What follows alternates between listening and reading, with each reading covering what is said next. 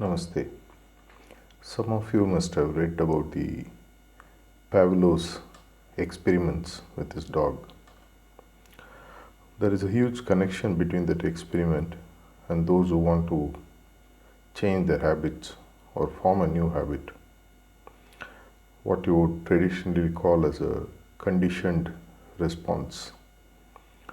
In his experiments, what the scientist Pavlov did is to check with a set of dogs how they responded to a certain situations.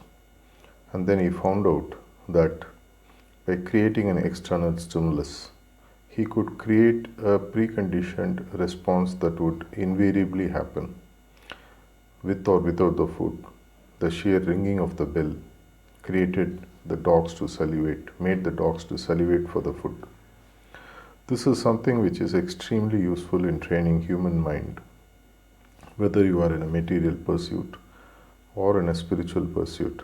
Specifically when you are starting something new, it helps you to form what you would call as a set of practices which will lead you to a habit which later literally becomes biological.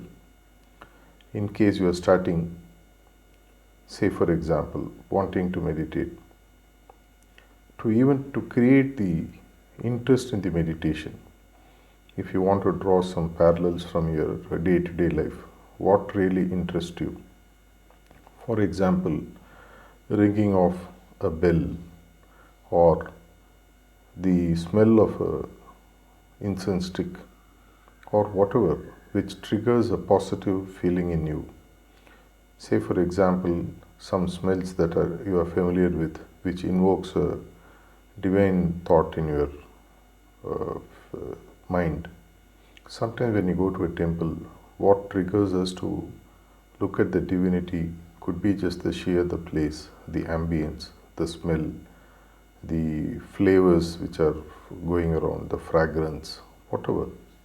That's why if you really see people who look at starting meditation, they sometimes use music, because that in some sense brings the stimulus which makes them to think of something divine and then makes them to meditate. The same is true for material successes also. If you want to do something, find something that would help you to create what is known as a response based on a stimulus. Even if you are not hungry, the moment food is kept on the table, you tend to feel a little bit of hunger pangs going around, because the food on the table is the stimulus for you to think that you are hungry. Likewise, when you are meditating or when you want to do the evening cleaning or when you want to do the prayer, before a sense of automatism sets in, look how you can convert whatever works for you, which invokes a positive feeling towards creation of a habit.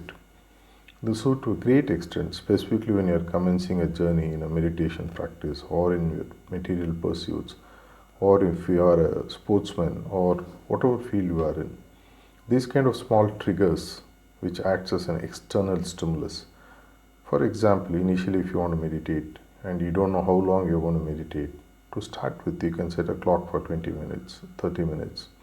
When the clock goes up, you know that you have meditated enough without having to worry how long you have to sit, till you get completely that feeling internalized.